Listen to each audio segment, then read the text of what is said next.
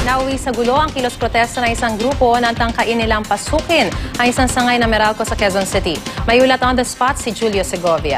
Julius! Maris, mga manggagawa at consumer ang lumusob sa Camias branch ng Meralco Business Center alas 10 kaninang umaga. Bit-bit ang ginawang mga malalaking padlock, nagpumilit ang mga ralista na pasukin ang naturang sangay ng Meralco. Hindi sila nagpatinag sa mga gwardya. Nauwi sa Tulacan, Balyahan at Sigawan ang pagtatangka ng mga militante na malusob ang Meralco branch sa Quezon City.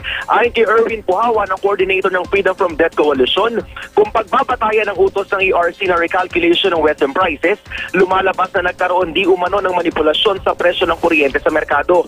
Naniniwala ang grupo na kabahagi ang Meralco sa pagmamaniobra ng mga power generators sa presyo ng kuryente. Dahil umano sa panlolokong ito, nararapat lang daw na alisan ng prangkisa ang Meralco. Wala pang tugon ang Meralco kaugnay rito. Pero nauna nang sinabi noon ng Department of Energy na hindi birong alisan ng prangkisa ang Meralco dahil kailangan agad na may kapalit na magsusupply ng kuryente sa Luzon grid. Matapos naman ang maikling programa, umalis din ang mga nagpupuyos na realista.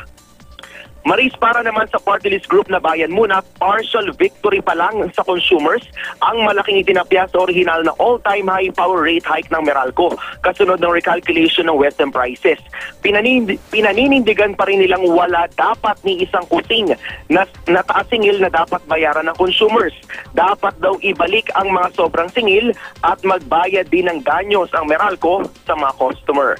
Yan muna ang pinakasariwang balita mula pa rin sa Quezon City. Balik sa iyo, Marie. Maraming salamat, Julius Segovia.